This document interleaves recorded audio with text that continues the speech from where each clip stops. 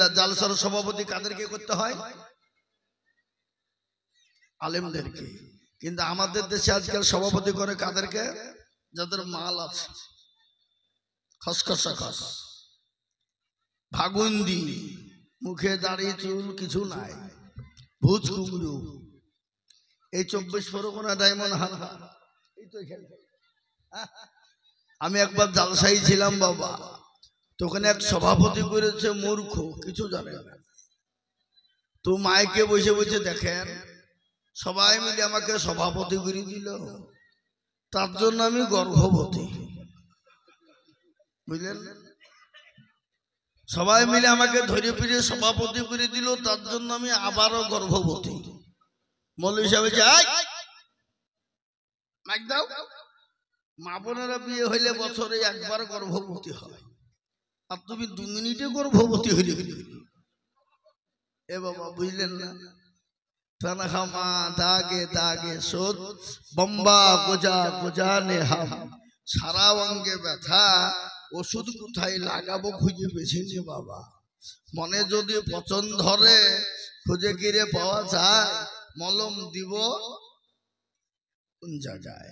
সত্যি সম্মানিত ওলামায়ে কেরাম ও নাজিম সাহেব, তোলাবায়ে আজিজ, হাজরানে মজলিসের আমার বাবা জীবন ভাইয়েরা, সমবয়স্করা, স্নেহের বাচ্চারা, পর্দার আড়ালের আমার গল্প করা মায়েরা বোনেরা, সকলকে রইল সালাম।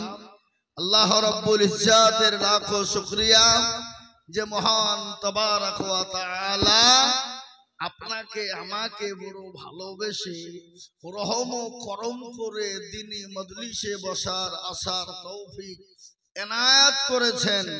সেই মহান স্রষ্টার শানে অন্তরের অন্তরল থেকে এক বাক্যে উচ্চ কণ্ঠে মহব্বত দিয়ে বলি আলহামদুলিল্লাহ, আলহামদুলিল্লাহ। এই মেদিনীপুর ওয়ালারা একটু জোরে হবে না? আচ্ছা বলুন তো, আলহামদুলিল্লাহ বললে গুনাহ হবে না নাকি হবে? নাকি হবে? এই কাজী চক কিন্তু এরকম ছিল না। আমি যখন প্রথম এসেছিলাম তা মোটামুটি আজ থেকে 10-12 বছর আগে হবে নাকি নাজিম সাহেব? তো 10-12 বছর আগে এই একটা ছিল মাদ্রাসা চালার, এলবিস্টার দিয়ে তৈরি করা। জি, কিন্তু আলহামদুলিল্লাহ আজকে সেই কাজী চক আর কাজী চক নয় বাবা, বিরাট উন্নত হয়েছে। আর আজকে আমি সবথেকে আনন্দিত হলাম যে এই মাদ্রাসার জালসাকে আজকে সমস্ত যুবকরা হাতে কবজা করেছে।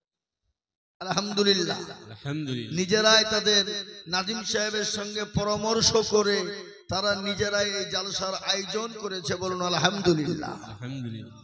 তো আমি আপনাদেরকে বলতে চাই, আলহামদুলিল্লাহ বললে গুনাহ হবে না নাকি হবে? নাকি হবে।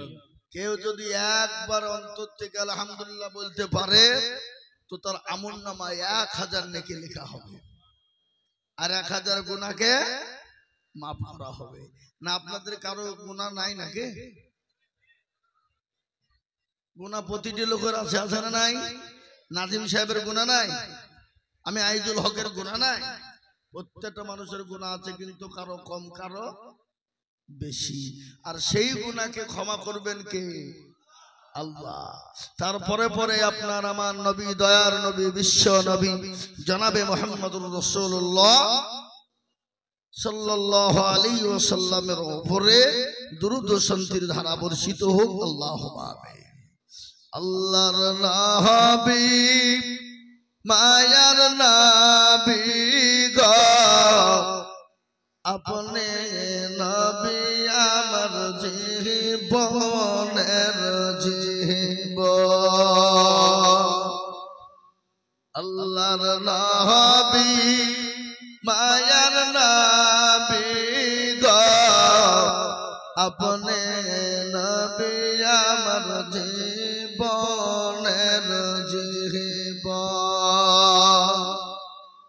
আপনি আমার জীবন সাথী, অন্ধকার কবরের বাতি, আপনি হইলেন নির্দুনিয়ার ধন। আল্লাহর নবী মায়ার নবী গো আপনি নবী আমার জীবনের জীবন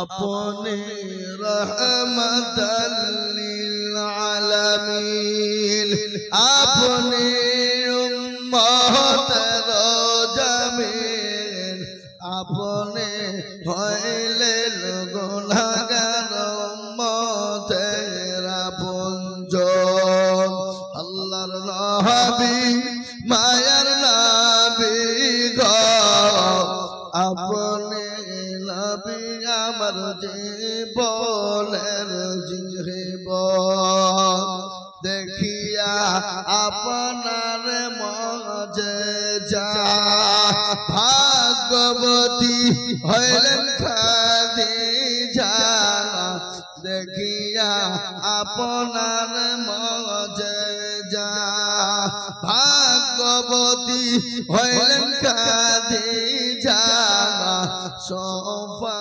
দিলেন জীবন যৌবন আল্লাহর নবী মায়ার নবী গো আপনি নবী আমার জীবনের জীবন মোহতারাম এ মজলিসের চতুর্দিকে ঘিরে নিয়ে দাঁড়িয়ে কারা ফেরেশতারা যখনই মজমা শেষ হয়ে যাবে ফেরেশতারা চলে যাবেন কার দরবারে জোরে বলুন না কার দরবারে আল্লাহ আল্লাহ তো সব জানে না আজকে কাজী চক মাদ্রাসায় জালসা হচ্ছে এটা আল্লাহ জানে না কি মনে হয় আপনাদের একটা রাস্তা দিয়ে পিঁপড়ে চলে গেলে খবর রাখেন কে আল্লাহ আর এত বড় একটা সভা এটা আল্লাহর নখদর্পণে থাকবে না এটা কি হয় বাবা কথা কন তার এই এই এই এই এই বসো বসো বসো বসো এই শোনো আজকে মুত লাগলে এখানে মুতাবো উঠতে দিইনি আমি তাল লাগিয়ে আগে বলেছি কে কে উঠবাবো হাত তুলোনি হাত তুলে ছেড়ে দিত কিন্তু এখন উঠলে কিন্তু 10,000 টাকা ভাই এখানে 10,000 টাকা নাজিম সাহেবের হাতে রসিদে লিখে দিবা চলে যাবা কোনো ব্যাপার ভাই কি তাই তো নাকি হ্যাঁ উঠো দিনে কি করে উঠছো জি তো আল্লাহু আকবার তো আল্লাহ বলে যা ওই মজলিসে বসার কারণে জীবনের যত গুনাহ আছে আমি সব ক্ষমা করে দিয়ে জাহান্নাম হারাম করে জান্নাতকে ওয়াজিব করে দিলাম জোরে বলুন সুবহানাল্লাহ আর তো জোরে বলুন সুবহানাল্লাহ আল্লাহ কত বড় দয়ালু আগো আমাদের সবথেকে বড় দুশমন কে গো জোরে কোন আল্লাহকে বলছে আল্লাহ তুমি আমাকে শয়তান যখন বানিয়ে দিলি তুই 3টে দিন দাও ওকে লবি বলে 1 নম্বর আমাকে তুমি কিয়ামত পর্যন্ত যেন আমার মৃত্যু না হয় হায়াত দাও দিলাম আর কি লবি বলে আল্লাহ আমাকে তুমি হুকুম দাও তোমার প্রত্যেকটা বান্দা বান্দিকে যেন জাহান্নামে দিয়ে দিতে পারি দিলাম আর কি লবি বলে আল্লাহ আরেকটা পাওয়ার দাও আমি গোটা সেকেন্ডের মধ্যে যেন গোটা পৃথিবীর জমিন ভ্রমণ করতে পারি দিলাম যা এখন আমি আপনাদের কাছে একটা প্রশ্ন করব ওগো কাজী চকের মুসলমান মেদিনীপুর ওয়ালারা বলুন তো এই মুহূর্তে শয়তান কোথায় আছে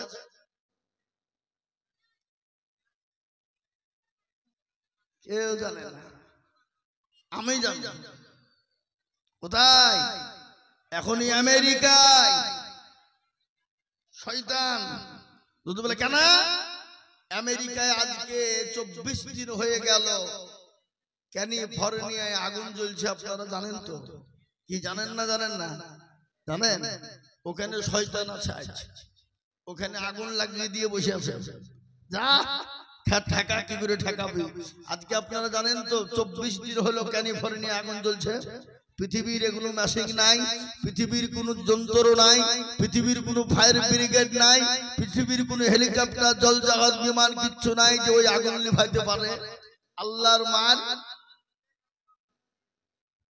দুনিয়ার যে আমেরিকা নিজেকে বলে মনে করেছিল আমি দাদা আমার উপরে কেউ নাই গোটা বিশ্বের দাদাকে আমেরিকা সেই আমেরিকা আজকে আগুনের তলায়, জানেন না আপনারা? কোটি কোটি টাকার সম্পদ শেষ, পৃথিবীর কেউ নাই বাবা। আমি আপনাদেরকে একটা কথা বলি, ওই ইসরায়েলকে সহযোগিতা সাহায্য করেছিল কে? কে? ফিলিস্তিনকে শেষ করার জন্য। কিন্তু গত 15 দিন আগে ফিলিস্তিনের কাছে ওই ইসরায়েল কুলাঙ্গার জারদ সন্তান মুসলমানদের কাছে আত্মসমর্পণ করেছে। বলুন আলহামদুলিল্লাহ, জোরে বলুন আলহামদুলিল্লাহ। ফিলিস্তিন জিন্দাবাদ। তাই আপনার ফিলিস্তিনের কাছে আত্মসমর্পণ করেছে ইসরায়েল। কি বলে? আমরা যুদ্ধ করতে পারবো না। কিন্তু ফিলিস্তিনের মুসলমানরা বলল, আমাদের 47,000 মানুষ মারা গেছে, ছেলে থেকে মেয়ে, বৃদ্ধা থেকে ছোট, ছোট থেকে বড়। জি, এমন অবস্থা হয়েছে কাফন পর্যন্ত পাইনি তাদেরকে দাফন করার জন্য। সেই তারা বললেন, আমাদের 47,000 মানুষ মারা গেছে, আমাদের কোনো ব্যথা বেদনা নাই, কষ্ট নাই, তারা মারা গেছে, তারা শহীদ। কিন্তু ওই কুলাঙ্গার ইসরায়েলের হাত থেকে আমরা ফিলিস্তিনকে মুক্ত করতে পেরেছি। এটাই হলো আমাদের কাছে সবথেকে বাহাদুরি। জোরে বলুন আলহামদুলিল্লাহ। আর একটু জোরে বলুন আলহামদুলিল্লাহ। আমি আপনাদেরকে বলতে চাই, আজকে ভারতবর্ষের জমিনে মুসলমানদের পরিস্থিতি ভালো না খারাপ? কতটা? বিগত এত খারাপ ছিল না যে এখন যা মুসলমানদের সিচুয়েশন। এই মুসলমানদের বড় কষ্ট আপনারা জানেন। এই ভারতবর্ষের জমিনে এই 2024-এ মুসলমানদের বিরুদ্ধে 47টা কেস হয়েছে, 87টা কেস হয়েছে। তার মধ্যে গত 25শে অক্টোবর মুসলমানদের 47টা কেস সুপ্রিম কোর্ট ওটাকে মকুব করেছে। বলুন আলহামদুলিল্লাহ। খালি মকুব নয়, সর্বপ্রথম কেস ছিল ভারতবর্ষের জমিনে কোনো মাদ্রাসা থাকতে পাবে না। ভারতবর্ষের জমিনে সমস্ত মাদ্রাসাগুলোকে বন্ধ করে দিতে হবে। সুপ্রিম কোর্টে আইনজীবী যিনি ছিলেন, যিনি জজ মহোদয়, তিনি বলে দিলেন, ভারতবর্ষের জমিনে কারো বাপের ক্ষমতা নাই যে মাদ্রাসা বন্ধ করে দিতে পারে। বলুন আলহামদুলিল্লাহ। গত 25শে অক্টোবর তার রায় হয়ে গেল। এবার আপনার আমার দেশের সরকার মহোদয়, তার মাথায় পোকা গজে গেল, পোকা বিলবিল করে জ্বলছে। আরে সর্বনাশ, মাদ্রাসা বন্ধ হলো না। মাদ্রাসা যখন বন্ধ করতে পারেনি, তাহলে যেন কোনো প্রকারে মুসলমানদের ঘাইল করাই চাই। ঘাইল করার জন্য মুসলমানদের অকাপ সম্পত্তিকে নেওয়ার জন্য উঠে পড়ে লেগেছে। জানেন তো আপনারা? কি জানেন না? জানেন না? আমি আপনাদেরকে বলতে চাই, ওই অকাপ সম্পত্তি মুসলমানদের কাছ থেকে যদি চলে যায়, মুসলমানদের ধর্ম, কর্ম, ইবাদত, বন্দেগী সব ওই ওয়াকফের সঙ্গে জড়িত আছে। আপনি আপনার মসজিদে আজান দিতে পারবেন না, আপনি আপনার বাপ মারা গেলে আপনি কবর খুঁড়ে মাটি দিতে পাবেন না। এখান থেকে কাগজ করে আপনাদের লোকাল থানায় পাঠাবেন, থানা থেকে কলকাতা যাবে, কলকাতা থেকে দিল্লি সুপ্রিম কোর্ট যাবে, সুপ্রিম কোর্ট থেকে আইন পাস হবে, তারপরে আপনি আপনার বাপকে মাটি দিতে পারবেন, নচেত আপনি পারবেন না। আজকে যেন কোনো প্রকার ওয়াকফ সম্পত্তি কেড়ে নিতে চায়, কিন্তু আমরা বলবো আমাদের জীবন এক বিন্দু রক্ত থাকতে প্রয়োজনে মাথায় কাফন বেঁধে হলো এই ওয়াকফের সম্পত্তিকে আমরা রক্ষা করবই। বলুন ইনশাআল্লাহ, চিল্লিয়ে বলুন ইনশাআল্লাহ। আমরা রক্ষা করব। আমাদের হাতে অস্ত্র নাই, আমাদের হাতে আইন নাই, আমাদের হাতে ক্ষমতা নাই, কিন্তু আমাদের হাতে আছেন কে? খেলোনা সমাজকার, हमें ना बर्बाद करना, हम किसी को बनी हुई है। আমাদেরকে খেলার পুতুল মনে করো না। আমাদের একজন স্রষ্টা আছেন, সে স্রষ্টার নাম কি? জোরে বলুন, আর একটু চিল্লিয়ে বলুন কে? এই মুরব্বি, মুরব্বি, ও জি, আমাদের স্রষ্টা আছে না নাই? জোরে বলুন না। আমাদের স্রষ্টা যিনি রব, যিনি প্রতিপালক, শক্তি কমে গেছে বুঝি? বুড়ো হয়ে গেছে? এ বাবা না, জাল্লা ছিল, আছে, আগামীতেও থাকবে। ইসলাম এবং মুসলমানদেরকে মিটিয়ে দেওয়া কিয়ামত পর্যন্ত যাবে না। চিল্লিয়ে বলুন ইনশাআল্লাহ, চিল্লিয়ে কর ইনশাআল্লাহ।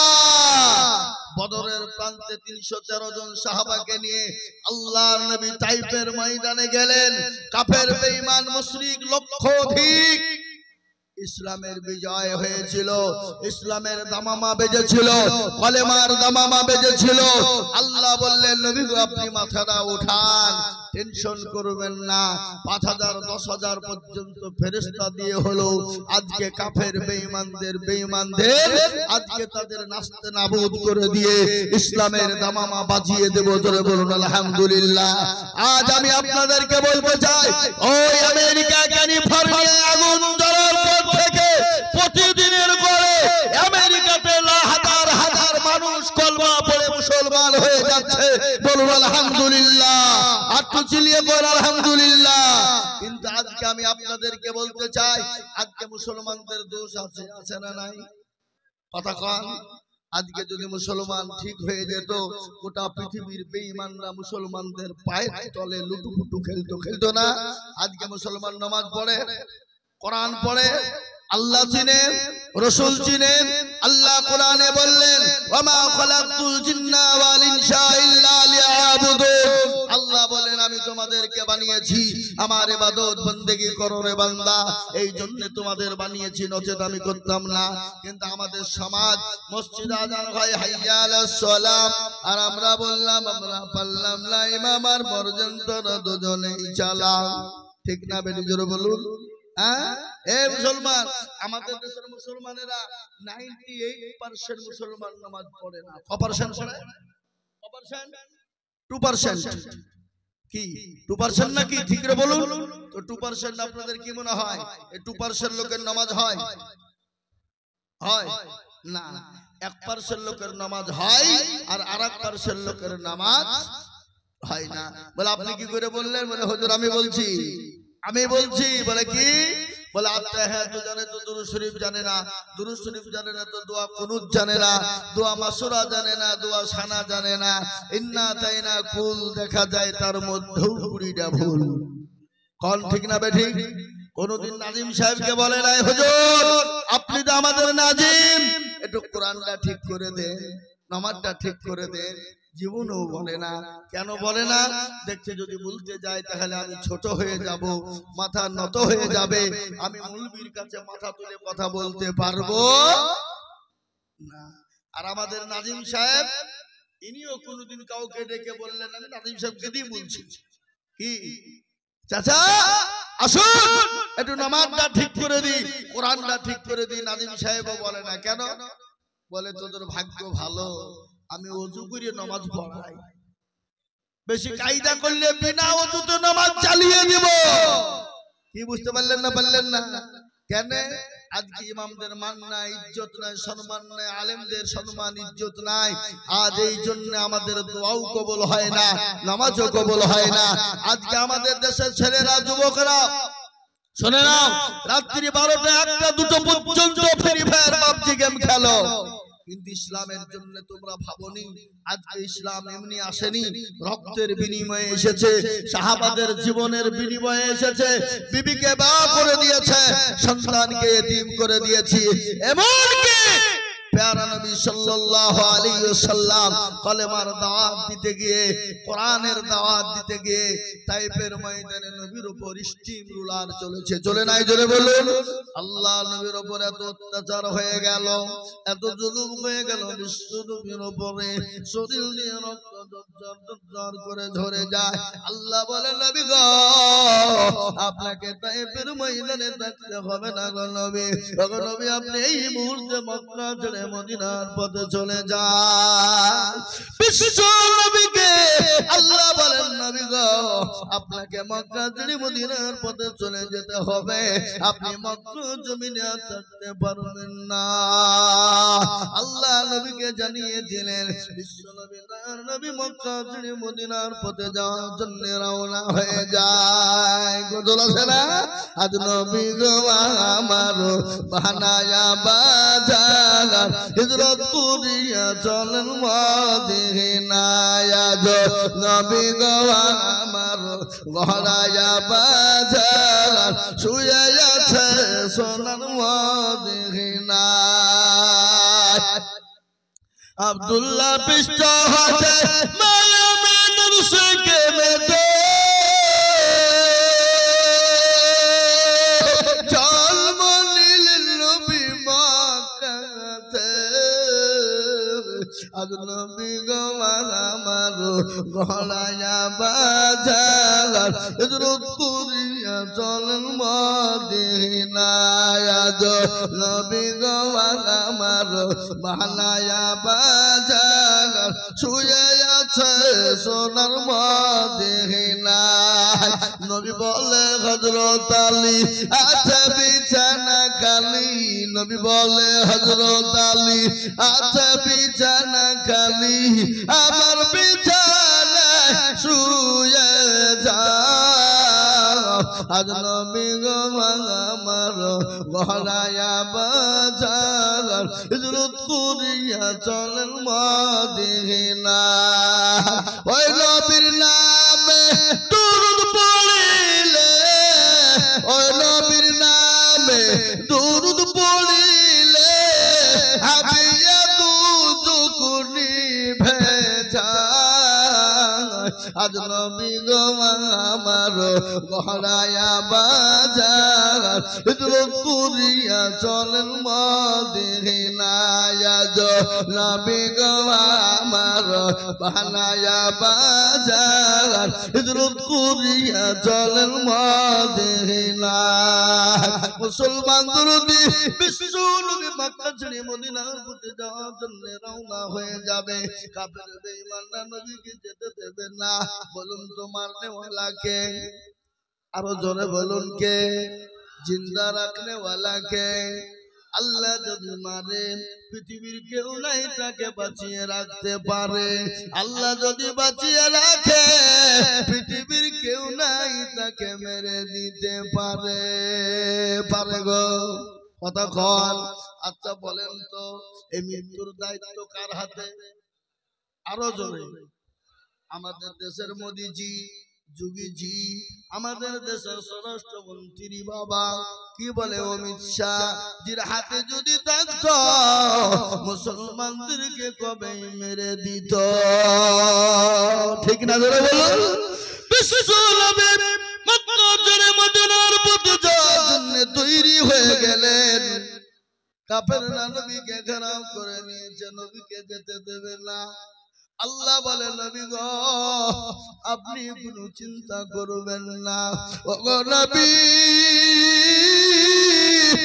আপনি কোনো টেনশন করবেন না ওগো নবী আপনি মাথা না উঠান হাবিবুল্লাহ আপনি এক মুঠো বালু তুলুন বালু বুঝেন না কি গো ভালো বোঝেন না ভালো তুলুন গো নবী এক মুঠো বালি তোলে আপনি তা সবুজ টুকুন পড়ে দেন নবী গো